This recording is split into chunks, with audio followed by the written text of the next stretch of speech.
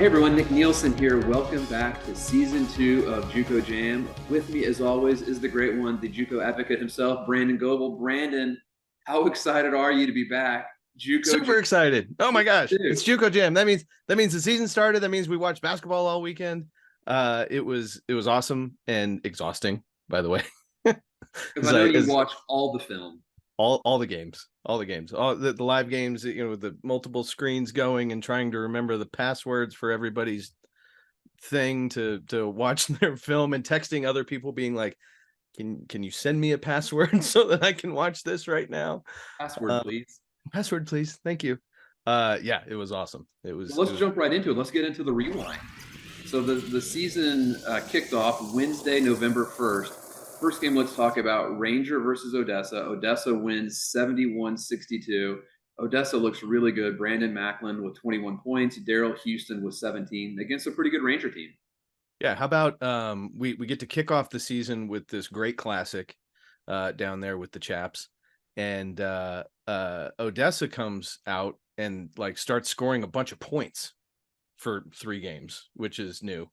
And it helps when you have Brandon Macklin, who just a word to the wise to the young guys out there that maybe as a freshman didn't play a lot or didn't score a lot or whatever, and you're like, oh man, I don't know if I'm gonna.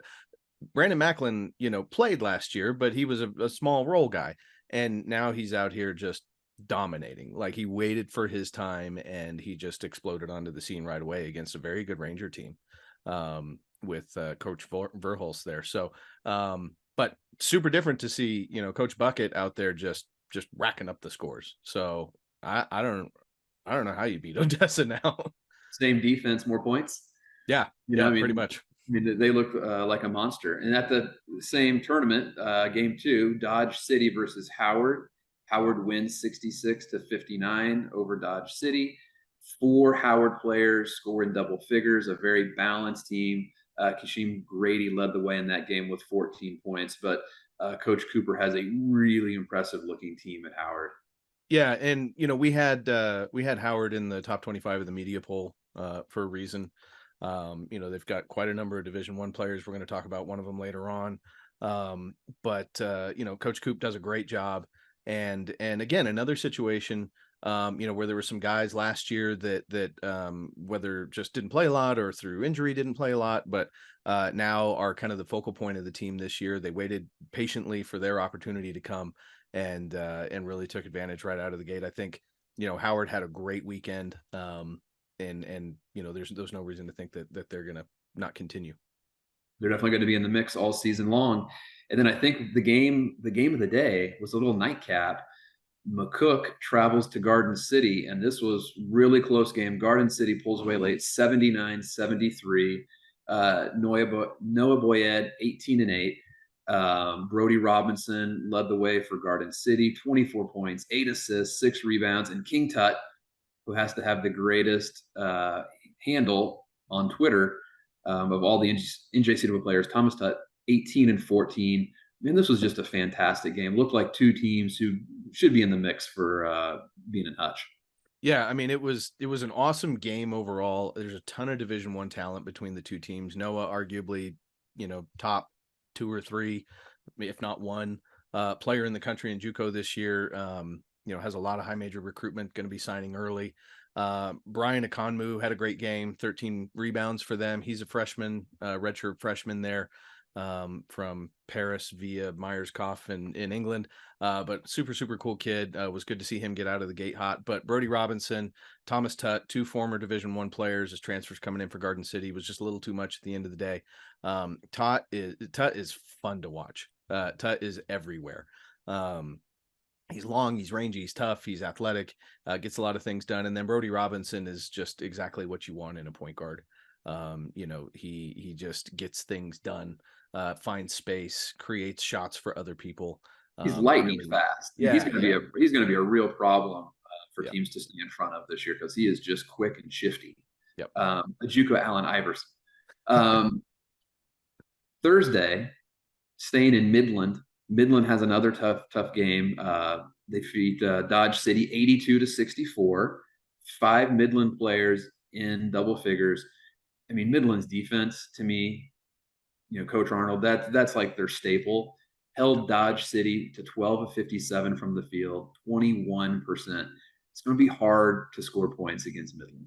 Yeah, Midland honestly might be a little bit like this year's Odessa. Odessa might be this year's Odessa as well, but Midland might be this year's Odessa as well, just with that like Python defense that, once they start squeezing, there's not a whole lot you can do about it. Coach Arnold really, really knows how to coach. And he's got those guys playing at a high level right now. They also had a great weekend. I mean, the Whack Jack right out of the gate was like, oh, by the way, we're really good. Pretty much top to bottom, just had a fantastic first week of basketball.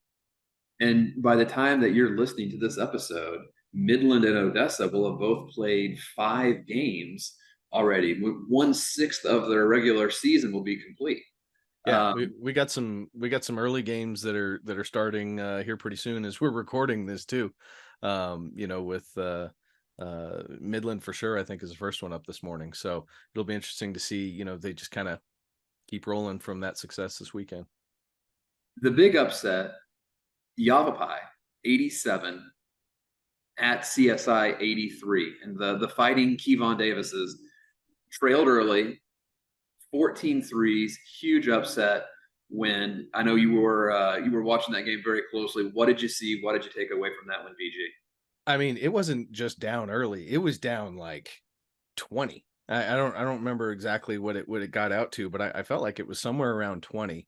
And I look over at the bench, and there's no chair for Coach Davis.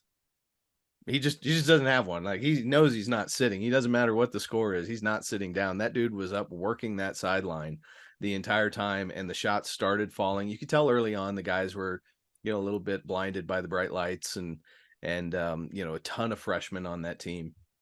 And the shots started falling, and CSI just really didn't have an answer to it that night. And so for Yavapai to come in, they're still a relatively quote new program. They had a pretty storied program a long time ago, brought it back. This is Coach Davis's first year. This was Coach Davis's first game as a head coach ever.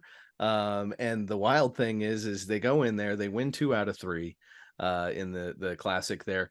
They go home all the way back to Prescott. And then this week they drive all the way back, I think on Wednesday to CSI to play in another event there. I imagine CSI is going to be looking for just a little bit of revenge on that one. Road trips are great for bonding. Yeah, for sure. Yeah, Kevon really wanted to bond this year, so he road tripped the heck out of this early schedule. Well, what a great way for him to start his career. I mean, the JUCO guy through and through, if memory serves me correct. He played at Harcum. Yep. He's coached at some of the top programs throughout the country. Fun team to watch, and I mean, no doubt he's going to do great there. Probably one of the coaches that if you could buy stock in, you'd love to, because his trajectory is going one way. As we transition into Friday had these really marquee matchups on paper. I was really jacked up about them, and it turned into blowout city. We'll start with the first one, Barton 93 versus NEO 58. The game was played at Hutch. For Barton, Mose Downing-Rivers, one of your top players in the country, had 10 points. You're going to have to help me out on the name here. I don't want to mess it up. Is it Leger Jones with 30 points, 9 rebounds, 6 of 7 from 3? We're gonna let you go with that one. I think the people of Barton, let us know. Let us know. But 30 points, 6 of 7 from 3. That's a good game. Yeah, you know what? When you score 30 points, like you just are what you are, man. Maybe we just go with the Counting Crows reference and just call him Mr. Jones. Mr. Jones, yeah, Mr. Jones, and 6 of 7 from 3. Hit that falsetto at the top.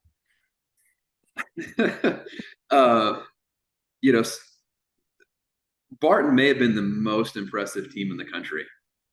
And Mose's coming off of a concussion too, so he was able to clear protocol and was able to play, but he's not 100% yet. I think against the North Idaho, I think we look back, be a pretty good team. They dismantled North Idaho as well. Like they destroyed people this weekend. They look really good. Coach Coombs isn't messing around this year. I mean, no. He knows he's got what could end up being one of top 5 player in the country, the best point guard in the country, maybe. You know, programs like Kansas are seriously talking to Mose because of who he is. And so, you know, when you have a player like that, it's, hey guys, like we're stepping on the gas this year and we're not letting off. From January 1 to now, Barton has been the best team in Kansas, right? I mean, how they finished last year, I mean, they finished so strong. Um, moving right along, another blowout. Mineral Area 89, John A. Logan 60. Game was played at Three Rivers. Um, John A. Logan is going to have the target on their Yeah. back this year, right? Defending national champions. To make matters worse, they have, one rotational player that was on the national championship team. So all these new guys are coming in, and Yep. they're probably not used to that level. And Mineral Area played really, really hard. They were the aggressor, and it was just all Mineral Area. Yeah. And Greg Heyer back in junior college, former national champion at Northwest Florida. So you've got national champion versus national champion. GH knows how to coach. He knows how to coach in this level, and he knows how to win. And so, I know Logan has not started off the way that Coach Smith Peters would like, but, if we know anything, he's going to have them coached up later on this year, and they're going to be strong, and they're going to be a tough out, and they're going to be geared up to make a run as well, and see what they can do. But junior college is such a unique, interesting place where at the 4-year level, you've got multi-year guys, you've got a lot of returners. A lot of times, it's pretty rare that you lose your entire roster, though. With the portal, that's become a little bit more regular. But junior college has been replacing 15 dudes every year forever. So you definitely have these massive ebbs and flows, and right now Logan down a little bit, but they'll bounce back. Yeah, and not so long ago, in a land not that far away, Logan lost two in a row last year to start the season. It's church. They lost at home, I believe, to Indian Hills, and they get beat at Vincennes by Northeast Mississippi before that roster kind of got dismantled through injuries. Then they go and win their next 31. I'm sure Coach Smith Peters would sign up for losing 2 games in the row at the beginning of every season if he could be guaranteed 31 in a row. So great coach. He will definitely rally the troops. In our nightcap that I was super psyched to watch, we had Salt Lake going into Casper. And while Casper has a beautiful live stream and a They beautiful do. court, it was They all do. Salt Lake. Yeah. Yeah. Salt Lake is tough. I mean, reloaded once again. Uh Top 5 team in the country. Um, you know, We got 16 kids shooting threes with yeah. layups. Yeah. Some of them are like 24, be the return missionaries, and they know how to play, they know how to win, they're tough, they're well coached. It's a program that every year is going to be right there. The coach Dwight Smith came over from McCook to Salt Lake, and he's a fantastic on-court development guy. So I think you're going to see some impact there this year as well. So yeah, Salt Lake, I mean, looked every part a real team to beat this year. And then Saturday, we had some great matchups. We're going to start with Vincennes playing at home, beat Columbia State 65-52. Columbia State, always one of the stronger programs in Tennessee. Winston Neal is a really good coach. They suited up, I believe, 19 players. It was like a football roster they brought to the game. I think 16 played, and they have to lead the country in cross screen set. I mean, they just screen and screen and screen, and it's always a good physical matchup. Columbia State actually out rebounded Vincennes, which rarely happens. Oh boy, I wouldn't But want to be in the film room the next day. I'm sure the Trailblazers have worked on blocking out this week. LeBron Thomas was hurt early, still finished with 21 points. Kent King came off the bench as the backup point guard, put down 14 points, 13 rebounds. This is, Vincennes probably returned as many rotational players as anybody that was in the national tournament. Last year they brought back 6 rotational players. LeBron Thomas was a redshirt. So in a JUCO world that now seems a little bit younger, to have 7 players in your program come back, it's a little bit of a rarity, but I think it's certainly a big advantage early.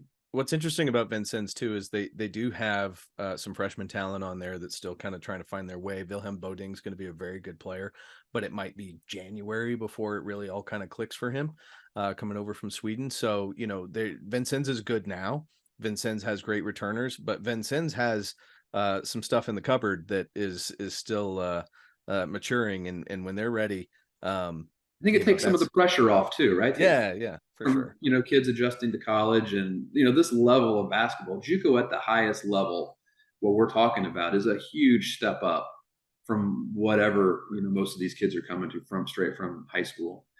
um, Game two, Three Rivers looked really good. They defeated Logan 91-74. So we're just going to continue piling on Logan for the day. Sorry, coach. Uh, Caleb Young, 19 points. But I was really impressed with Zaire Beverly, 21-7. Bouncy had several dunks. I thought he was really, really fun to watch. Yeah, and it is not that we, want to see Logan getting beat up, but it is nice to see Three Rivers have kind of that pop back to him. It's good for Story junior below. college basketball. Yeah, 100%, 100%. It is good. It is really good for junior college basketball when a program like Three Rivers that has been down a little bit for a while, if they're able to come back and get back into that conversation for being a top 25 contender and all that sort of thing. It's great for junior college basketball. Seeing some different names up there is always a positive thing. Logan, you're going to be back. We believe in You're you. gonna be fine. It's fine. Take a You're gonna deep be fine. breath, go to Mackey's, have some good pizza. We Go to love you. Chili's if you have to. Go to Chili's Have a and crisper. have a crisper. Coach Smith Peters, you're always welcome to come on the show and talk about it if you want to. No, this is a safe place. We love you, coach. Hang in there. All right. Another good game Saturday night. We have Butler Moberly. Just a strange weekend for Moberly. Friday night, they get beat by a prep school. And then they turn around and they beat this really good Butler team 73-65. And Butler just chipped away, and chipped away, but they could just never kind of get over the hump. And this was a good victory for Moberly. It was a good bounce back. Yeah. Butler is kind of a team built on physicality and toughness. And, Jermichael Stillwell is as good as anybody in the country. It was a great win for Coach Smith. And you want to talk about film rooms that you probably didn't want to be in. I would imagine Saturday morning wasn't great for reviewing Friday's game, but that's a big win. That's the Moberly that we expected to see. Butler's going to be fine. Butler's going to be really good. I think they're going to be a top 25 team all year. Two teams in the mix that we'll probably see at Hutch. Yeah. This was this kind of felt like one of those Division I games where you've got two ACC teams playing on an aircraft carrier or something, and it's like, well, whoever wins or whoever loses is still going to be right there, at the end of the year. And I think that's one of the benefits that we see in November is that these top programs more and more often are playing other top programs. And that's just great for junior college basketball. I still believe, Northwest Florida State had a lot of early losses last year. Yeah. They would have, you don't get penalized for that anymore. Right. Well, I think people are realizing, the voters with the NJCAA are seeing that, these teams that are playing real games deserve the credit for that. And just because you lose a game against another great team doesn't mean that you go tumbling off the map. Now, I mentioned there the two top teams playing on an aircraft carrier. I think what we really need to try and put together is two big time JUCO teams playing on a riverboat. And that can be sponsored by Chili's as well. So I'm writing that down and we'll work on that for next fall, maybe. All right. Let's get Chris Parker on that.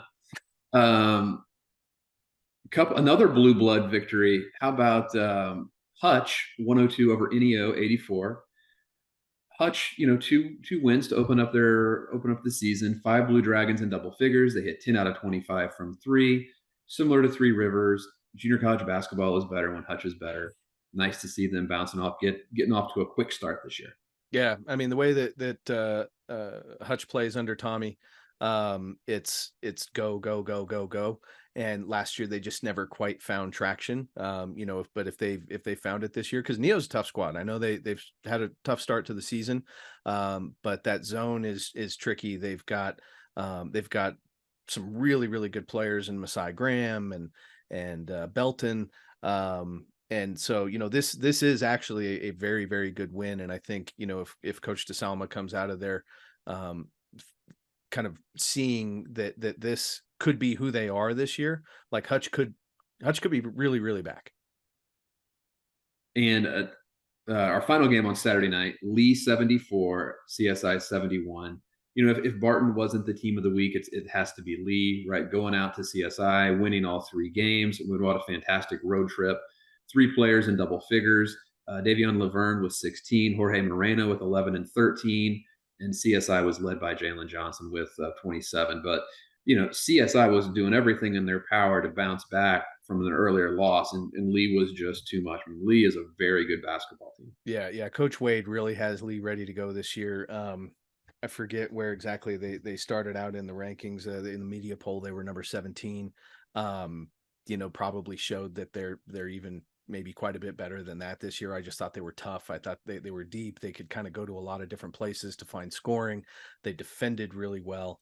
It's good to see Lee. We keep talking about these programs. It's like, it's good to see them back. It's good to see them back. Like, it's really good to see Lee. Lee had a good season last year, didn't quite finish the way that they wanted with not getting into Hutch. But, I think this year they kind of really took that personally and said, you know what, fine, we're going to force it, right? We're just going to go out and we're going to get some big time wins early and position ourselves that, nobody can doubt what we're capable of. I mean, those are the things that you have to do because it's so hard to get one of those at-large spots, right? You have to do everything you can to put yourself in the best possible light. And I had one That more game I wanted to hit just real quick. bonus. Bonus game, because it was a fantastic game. Was South Plains and Tonkawa last night. South Plains squeaking by, I think it was 93-91, something like that to finish. 91-90. 91-90. Javante Campbell for Tonkawa, 31 points to open up against Seward, 41 points against South Plains last night. Just wasn't quite enough to get over the hump. But when you get a couple JUCO games where guys are just throwing haymakers at each other and scores are in the 90s and everybody's just dunking on everyone and all the threes are falling or whatever, it was such a fantastic game to watch. And credit to South Plains. They were down about 8, maybe something like that, with about a minute and a half, 2 minutes to go. And just kind of clamped down and said, we got to go grab this win. And Coach Sowers was able to get him over the hump. But man, that was a fun game to watch. And shout out to Enid, right? That was played at, the whole deal was played at Enid. Yep. In Midland too, who hosted the tournament earlier in the week. Both of those schools, they're live streaming all the games, just not when their team is playing. So I think when you host a tournament of that magnitude, you should have to stream all the games. So Midland, great job. Enid, great job. That concludes the rewind. When we come back, we're going to get right into the rundown where we look ahead at this week's top games.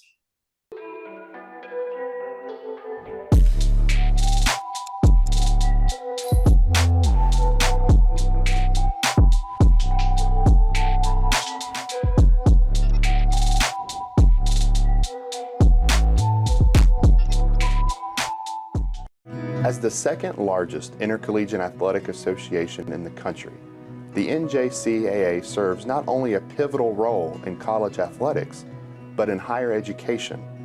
The NJCAA Foundation aims to move the association forward through resources, grant programs, and other special initiatives. Your gift to the NJCAA Foundation will make a difference and create opportunities.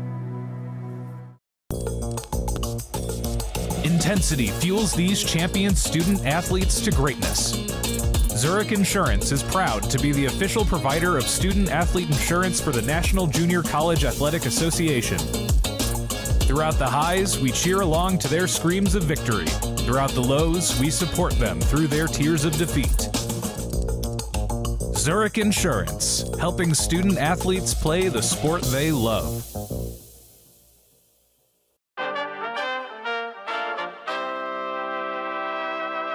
Welcome back to the Rundown. I'm Nick Nielsen along with the JUCO advocate, Brandon Goebel. Let's get right into it. We have a slew of awesome activity this week. Tuesday night, we have Indian Hills at McCook. This is a really interesting matchup because for me, kind of when Noah Boyed kind of came onto my radar was a game at Indian Hills last year where he did this crazy like baseline dunk when he took off and looked like Superman. So, BG, give me a quick thought. Indian Hills at McCook. This is going to be fun. So much fun that I'm going to go drive 4.5 hours to the game and be there tomorrow. So, Noah, kind of McCook laid an egg against Laramie County the other night. Played that great opening game against Garden, handled Eastern Wyoming pretty well, and then just completely fell apart against Laramie County. So it's going to be interesting to see the bounce back here because they are very talented. But Indian Hills is loaded. Super excited to see David Hermes. Didn't play a lot last year for Indian Hills. Swedish kid, the family from Syria, played for the Syrian Olympic team this last summer in qualifying. They scrimmaged against Lindenwood, Division I Lindenwood team, and Hermes had 18 and 12 and went 4-4 from 3. So super excited to kind of see them get their season started off here, see him. They've got William Burikassis, a French freshman, 6'8" wing that plays the 3. That's going to be a lot of fun to watch. Chris Mpaka, transfer from Frank Phillips. They are loaded top to bottom. And so this is going to be a really tough game for McCook, but they can throw some punches themselves. So it should be a lot of fun. And it's the opener for the Warriors too, right? I mean, the Josh Sash era will begin, and it's on the road against a team, talented McCook team. Wednesday night, a great game, 2 great programs. NEO at Coffeyville. Coach Herkelman would definitely have his guys ready. NEO looking to bounce back from a couple early losses. This is just 2 blue bloods going at it. Yeah, well, I mean, and an opportunity for NEO to kind of right the ship. But having to go to Coffeyville and play against the Jay Herkelman Coffeyville team to right the ship is probably not exactly what you would choose, but hey, look at it as an opportunity. You only get battle tested by taking on tough competition, right? You got to do what you got to do. And the reality of it is in Oklahoma, you're probably in a league where you have to win the tournament to get the hutch anyways. So you might as well go out and play as many good teams as humanly possible to give yourself the best chance to be prepared for the March District Tournament. Thursday, we have Monroe, who takes their tour through Region 24. They have Thursday, Friday, Saturday, Olney, Logan, Vincennes. That's going to be a tough trifecta for 3 games in 3 days. They open at Olney in the Dungeon, a tough place to play. Excited to see this Monroe team play. I know they returned several guys that were on the national tournament team last year. Yeah, it's going to be a fun team to watch because they do have those returning guys. They're very, very well coached. And, I think this is a really good opportunity for people to tune in, watch those games. Harcum and Monroe are kind of those East Coast squads that we're always talking about late in the season. Harcum didn't get off to the start that they wanted this year. But if Monroe can go out and grab some of those early wins and kind of position themselves in front of everybody's eyeballs saying, hey, like, we are really talented. There's a reason that we've been to Hutch. A lot. The district, they got to win the district to get to Hutch. And so some people kind of point at that and say, well, they don't have to go through a lot. I love the fact that Monroe is leaving New York, coming down and saying, hey, you know what, we'll go play and we're going to show you who we are. I think that's great. And then South Georgia State at Gulf Coast State, South Georgia State, number 25 in the NJCAA poll to start the season. And I think this is one of those great litmus test games for them, playing a Panhandle Conference school. Yeah, for sure. They've got a couple good ones early on here to kind of really show us who they are. And so, well coached, should be a really good game. Friday have some great matchups. Panola at Howard, and this is in the East-West shootout at Collin. Howard obviously got off to a quick start. To talk, so what are you thinking when you see Panola at Howard? So I've got to drive somewhere on Friday for a good part of the evening, and I'm in a little bit of panic mode on how I'm going to drive and watch this slate of games on Friday, this one included. Pick a game from this day as maybe the game of the week, right? The Panola at Howard is going to be fantastic. 2 really, really good teams. I'm super excited to see Nate Deere versus Yafet Mundi. That's going to be a big time matchup. These are the games now as you start kind of looking down this list and you just go, there's like 9 games on this day that I want to watch. How am I going to do this? Got to watch all the film. And then in Ottumwa, Three Rivers at Triton. Obviously, Three Rivers lost their first game. They come back, they beat Logan. Triton has a fun, athletic squad. Dior Connors, who was the Mineral Area transfer, off to an amazing start. Looks incredibly improved from last year. Both teams like to play fast. They're going to shoot a lot of threes. You might see 75 3-point shots attempted in this game. Going to be a lot of fun to watch. This is going to be a spectator's dream. Yeah, for sure. And you know, the three ball, the live or die by the three ball, gets even more fun when both teams are doing it. Yeah. So, you know, that I'm excited to see that. And you know, it is always fun just, you know, watching Triton, and like I said, having Three Rivers, looking like they're starting to build something back there, and kind of be back in the conversation for being a top program again. This is gonna be a good one. Yeah, and if you're in the greater Ottumwa area, get to the game early, right? And who's not technically before the nightcap? Who's technically not in the greater Ottumwa area? You just fly into Des Moines, you drive over. It's not a big deal, you know. Just make it happen. It's easy. If you get there early, go to where's Coach Clancy's place? Pizza City. Coach Clancy, if you're watching, help us out. I think it's Pizza City. Pizza City, I think something like that. But if you're not sure where Pizza City is, Chili's. You just go to Chili's. Always get a crisper. An amazing matchup here: Lee versus South Plains. I mean, it doesn't get better than this. I might just pull over and watch this on the side of the road. My wife's gonna hate me. We're taking a 2-hour break on the drive here because I'm gonna watch Lee in South Plains. It's must-watch television. It is, and it's part of my job. So, you know, you have to be informed. We've talked about it. We've touched on it before. Monroe versus Logan. Obviously, a great opportunity for Logan to bounce back, to right the ship. And then we'll transition right to the nightcap, the granddaddy of them all, two of the winningest programs in NJCAA history, Southeastern versus Moberly. Yeah, I think Southeastern is still a bit of a question mark this year, and I think Coach Zoe will tell you the same thing. Like he's gonna use this game as a real litmus test for, you know, what's he have this year, and if he goes out and he's able to get that win, you know, that's going to tell you a lot about where his program's at right now. And same thing for Coach Smith. You know, that big win was great, but before that, you know, was tough. So where are we really? This is really just a great where are we right now early test for both programs. Nobody was more surprised when the rankings came out than Coach Zoe when he saw the Blackhawks at 12. Yeah. So maybe they develop into that. If the powers that be are going to give it to you, take it and see what you can do with it. Don't apologize. Just keep winning. Don't apologize. Just keep on winning games. Saturday we have Panola at Odessa. We talked about both programs today, both teams. This will be a great game. Panola has some really good junior college transfers. They returned Yafet Mundi. Odessa, I just look at them and I see a better Odessa team this year than last year, and they were awesome last year.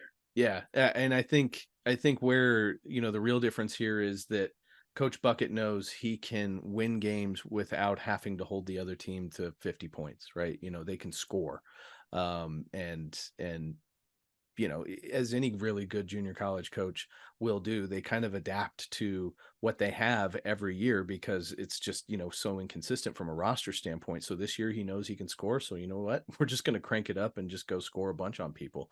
But they're still going to have those really tough defensive principles that they have to follow.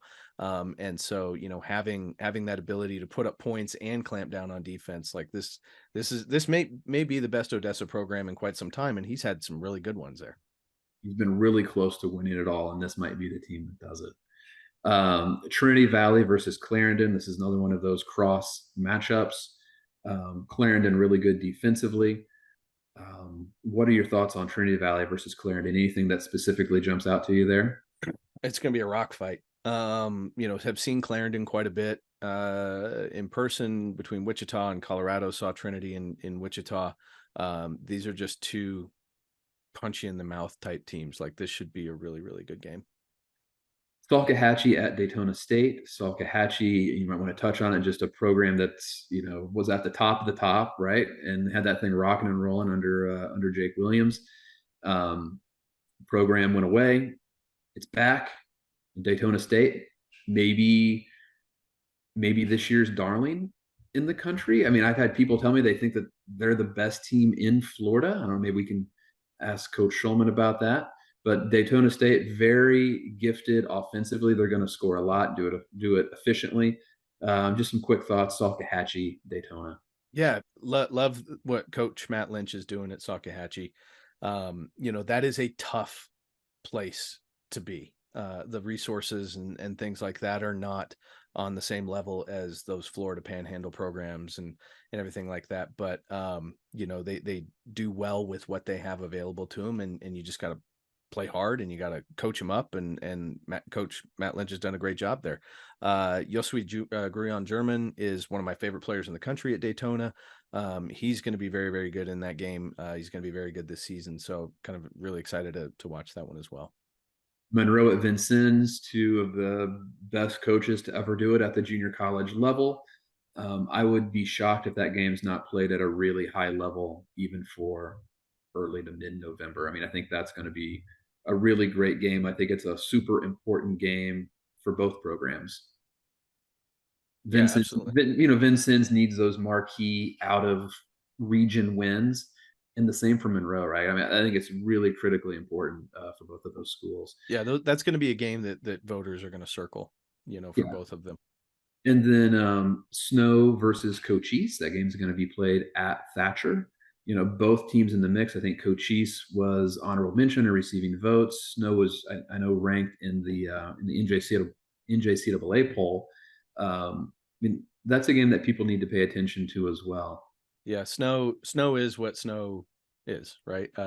They have a program that's built on experience, and they shoot the ball and they play tough and they execute. It's Andrew May has that team rocking. I've seen them in person quite a bit as well. Really excited to watch that one. Cochise, as always, in Region 1 is up there to possibly be the favorite. I think Eastern Arizona is deserving of maybe that moniker as well. So should be really. They're the Gila Monsters, and they are the. How Gila do you vote Monsters against the Gila Monster? No. I mean, it's look, if Scottsdale was in Division 1 in Region 1, they would be the favorite every year because they're the Fighting Artichokes, and you can't vote against a Fighting Artichoke. You can't. Science. They would get an at-large every year if it was up to us. Yeah. Another one of these elite matchups: Moberly versus Indian Hills. Yeah, Moberly's gotten a lot of mention in the show already, but once again, one of the big games for Coach Josh Sash. Indian Hills has a crazy schedule this year. Maybe the most Coach Polona put that schedule that's together. ever been put together. Coach Polona said, "Oh man, this crazy schedule." Anyways, good luck, Josh. Bye. See you on the road. See you on the road, buddy. Good luck. Meridian versus Northwest Florida. Meridian, makes it to Hutch last year. This is a good out of region game for Northwest Florida as well. Yep. Northwest Florida. What I have seen, at least so far from them, is maybe just a little different level of focus out of the guys. Coach DeMayo is always focused, but it's it was definitely a different level of focus. Last year lost some of those early ones. Games that they should not have lost, from a talent standpoint, and so it seems that they're maybe a little more locked in this year. And so Meridian's got to have a heck of a fight there, but they're well coached, they're a tough team, and so it should be a good game. And then a game I think is really important for both programs: Casper versus CSI. This is one of those chances for CSI to get kind of a name recognition non-region win. Yeah, they need to get one here, to kind of feel good about what they can build into. And look, last year we talked about John A. Logan lost a couple early on, and then just rattled off win after win after win. CSI has all of the talent to be able to do the same thing. They're well coached. Jordan Hamilton there is transfer from Three Rivers that is unfortunately not been healthy early. here. So as they go further along, he should get better and better and be back to 100%, hopefully in the next couple, 2-3 weeks. And as he does that, he could dictate a lot of where CSI goes this year because of his scoring ability. So if they can get this win and just kind of keep building back, that they're going to be fine. And this is a great opportunity for Coach Parks, coming from State College of Florida to Casper now. He's been in the region before. He knows, that Region 9, Region 18 crossover, how intense those games can be, and he's going to have the guys ready to go. That concludes the rundown. When we come back, we're going to have the head coach of Eastern Florida State, Jeremy Schulman, with us for the Spotlight.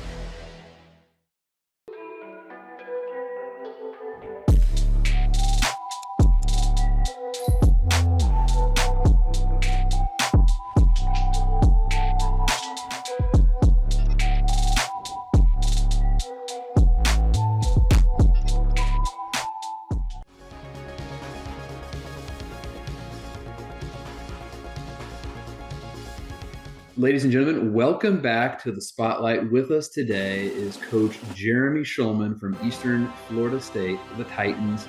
Coach Schulman has a familiar face because he's been to Hutch 5 times, second place finish in 2017, a third place finish in 2018. And this summer, you may have seen him on ESPN coaching the JUCO product team in the TBT tournament. Woo!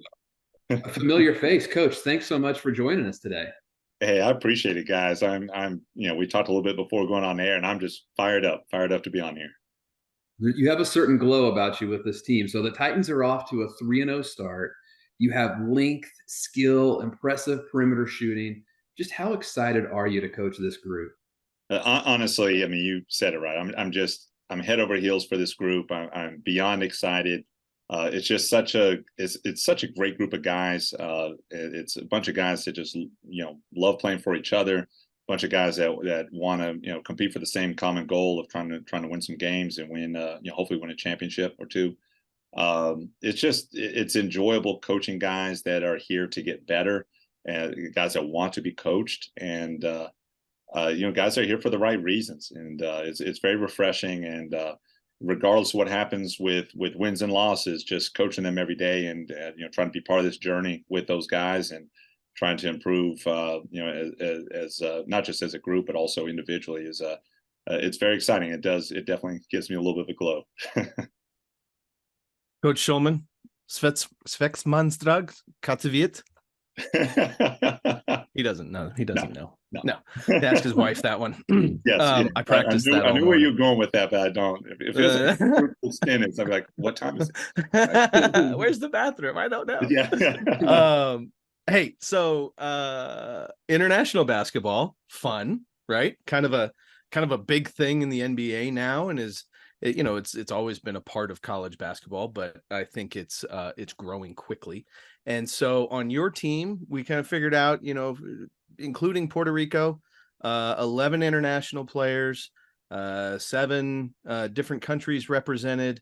I'm sure in the huddle, there's some glazed eyes every once in a while with some of the crossover in languages. But talk to me a little bit about your approach to building that roster this year with so many international players.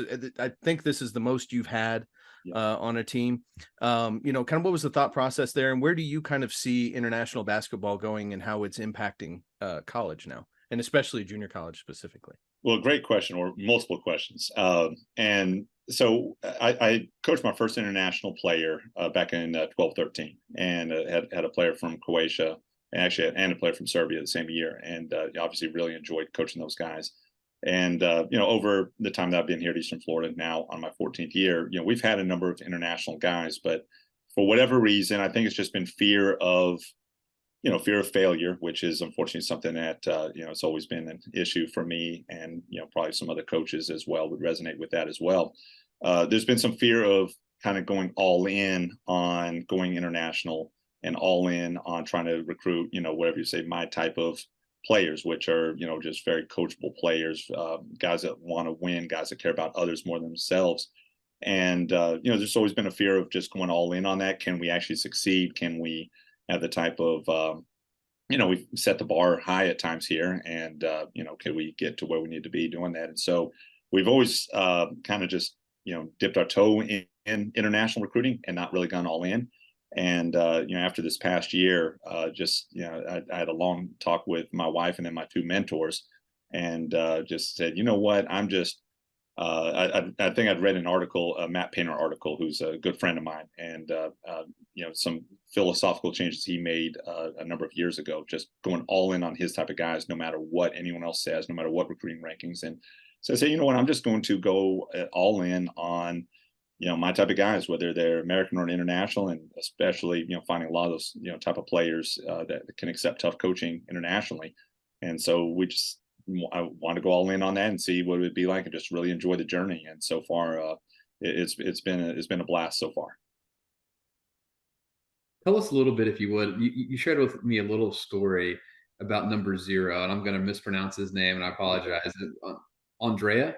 It's actually Andrea. Andrea. Yeah, Andrea. Just, Yeah, We were Andrea actually going to do a Boucher. little bit of name jeopardy with Nick, but we decided against it. So just share a little bit of that story. I mean, you see him come onto the court. I think he's playing about 13 minutes a game for you right now, but I mean, he looks like someone who could develop into, like, that all-American type of player that you've coached before. He kind of has eye-popping athleticism. So just talk a little bit about his background and his path to Melbourne. Absolutely. I love Andrea. And so the story behind it, again, I'm so glad we got to talk about this, the other night. So my wife is from Latvia. And so we, often spend some time in the summer, whenever we can, to get out there and see her folks. And so this past summer, we hadn't been there in a couple of years because of our young kids. And so my wife had said, she really wants to spend 3 weeks in Latvia. And, I said, 3 weeks. I mean, I love her parents, but I mean, 3 weeks at the in-laws house and just away from, my home here. It was not going to be easy. So I said, hey, honey, I'm all good with 3 weeks there, but just give me 4 or 5 days in Belgrade, Serbia to go recruit. And I said, that's all I need, just to kind of break up the trip in Latvia, just so I don't, lose my mind. And so sure enough, that's what we agreed on. So I got to fly to Belgrade and spend some time there. And we've, of course, recruited that region a lot before. And I've got some friends out there and some former players. So we get out there. And then some of my friends out there some of my scout friends put together a workout. And they told me some potential names to look at ahead of time. And then there's this kid who ends up showing up, who almost nobody knows. One of their, like, scout associate friends, had the kid come, but he'd only seen him in person like one time. The kid lives about 5 hours from Belgrade in a very rural area.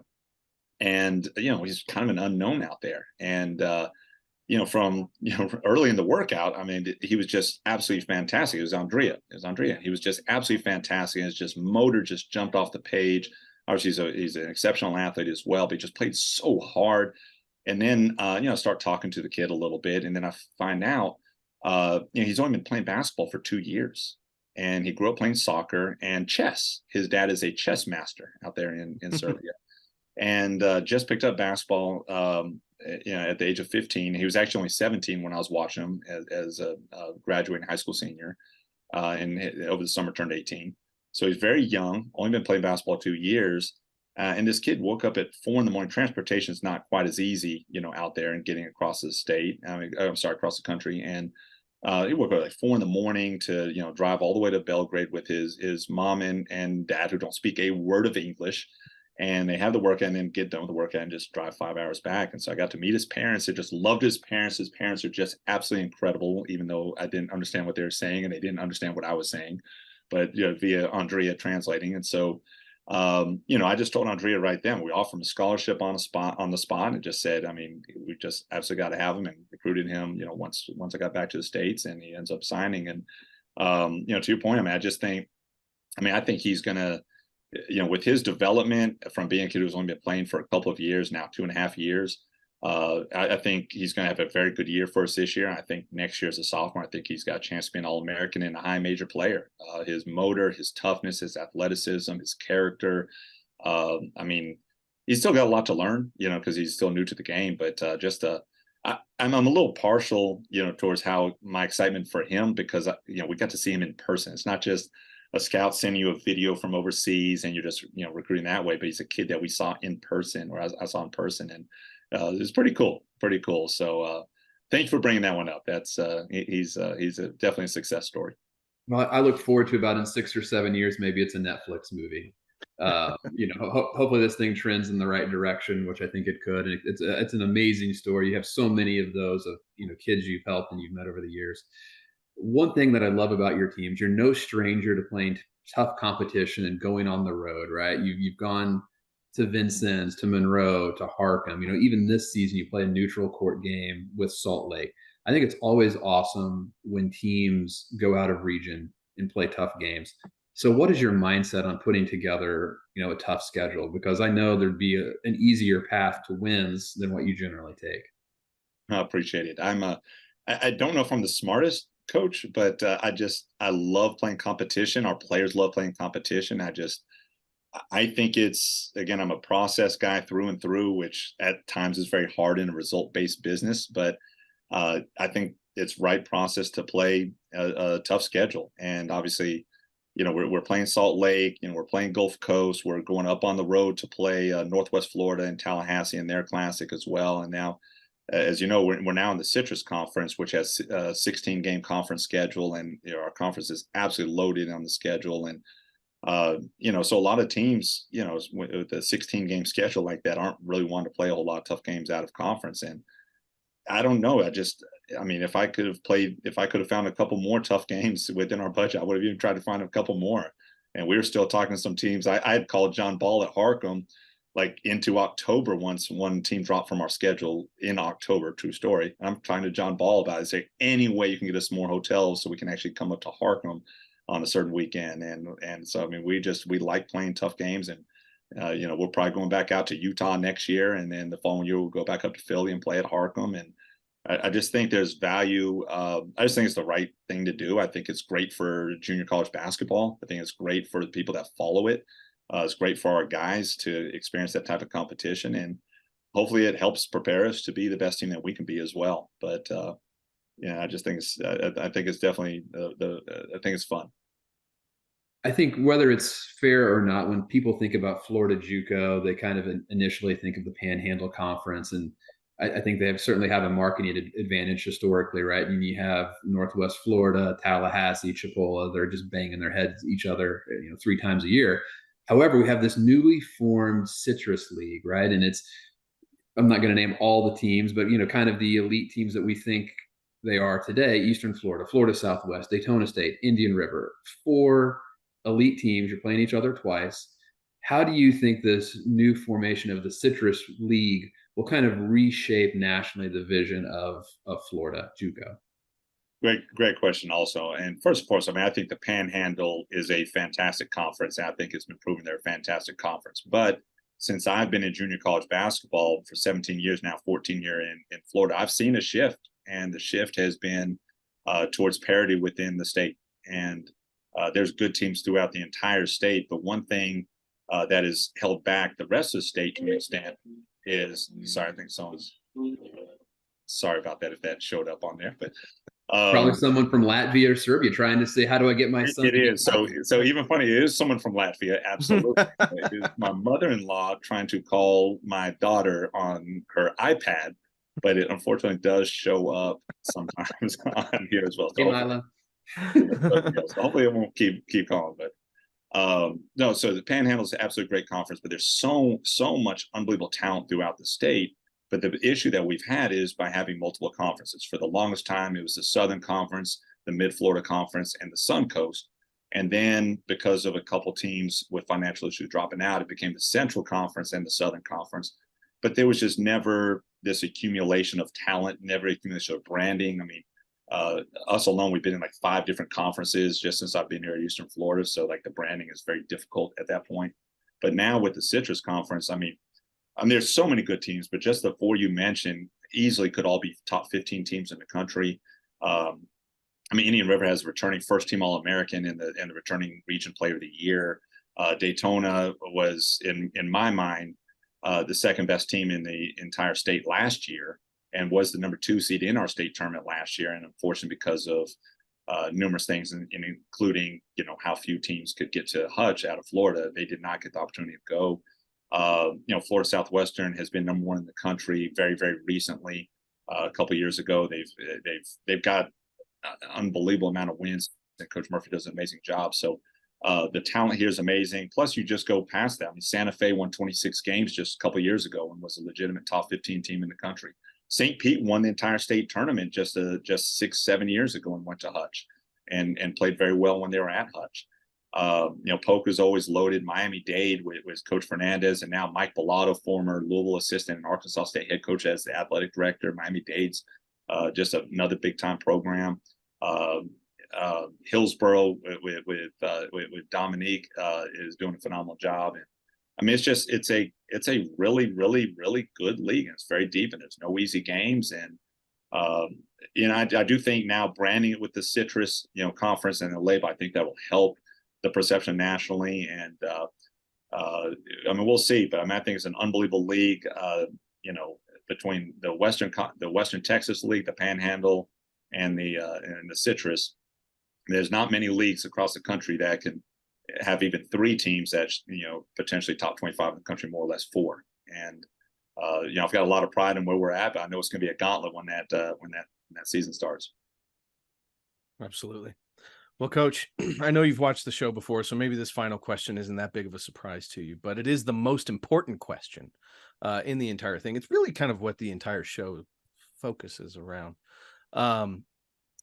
Game is over. Guys are going out to get a bite to eat. It's dark out. Pull into the parking lot. That red and green glow of neon kind of floods into the parking lot. You arrive at Chili's. And you go into Chili's. What are you eating at Chili's? All right. So first and foremost, I'm sad this is the last question because I could talk to you 2 guys for like 3 hours on here. So the fact that this is the last question is already like giving me like this sadness inside.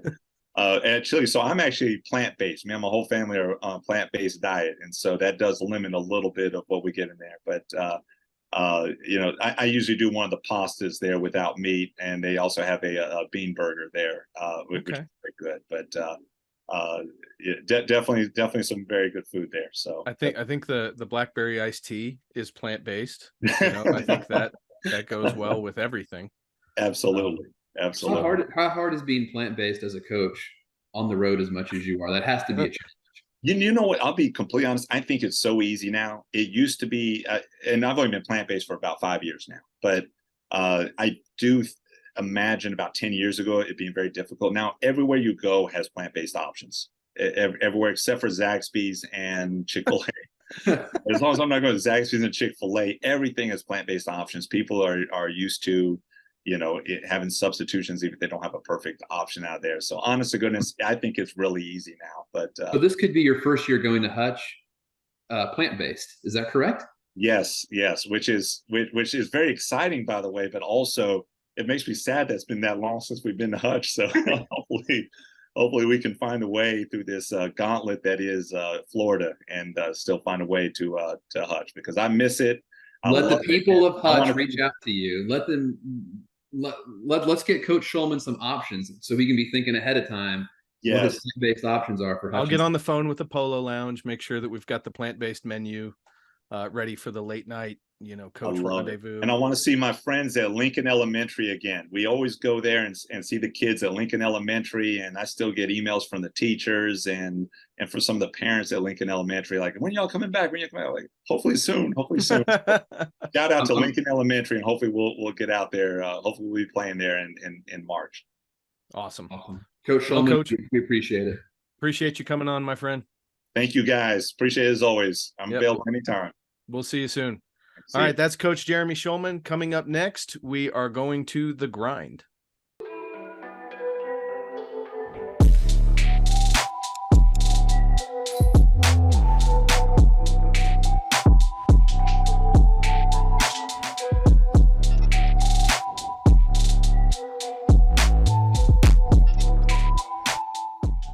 As the second largest intercollegiate athletic association in the country, the NJCAA serves not only a pivotal role in college athletics, but in higher education. The NJCAA Foundation aims to move the association forward through resources, grant programs, and other special initiatives. Your gift to the NJCAA Foundation will make a difference and create opportunities. Intensity fuels these champion student athletes to greatness. Zurich Insurance is proud to be the official provider of student athlete insurance for the National Junior College Athletic Association. Throughout the highs, we cheer along to their screams of victory. Throughout the lows, we support them through their tears of defeat. Zurich Insurance, helping student athletes play the sport they love.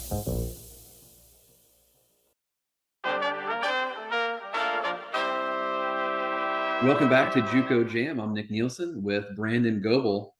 Our player spotlight for the grind. This is Nate Deer from Howard.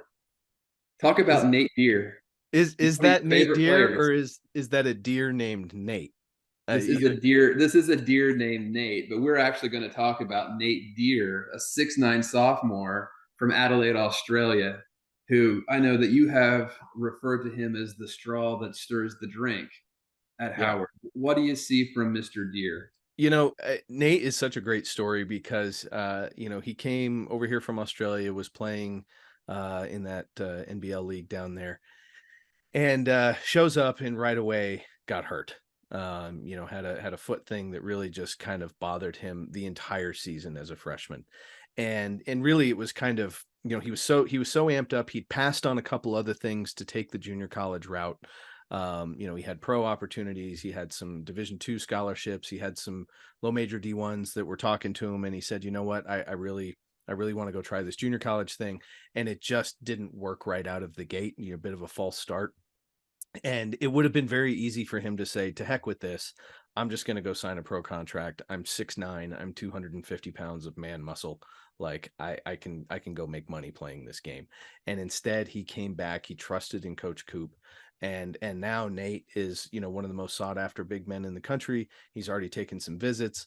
He's got a bunch of offers, and Coach Cooper will describe him as the stick that stirs the drink for them, because when you watch their game, he is such an imposing presence in the post that everybody else kind of has to adjust their defense to deal with him, because most teams don't have a player that physical. Right. So, they got to bring extra help. They got to do this sort of thing. It creates all these extra openings. Like, even if Nate is averaging 13 and 7, the impact that he has on the game is even drastically higher than that 13 and 7, not only because of his defensive ability and motor and toughness and all that, but it just really changes the game when he's in there.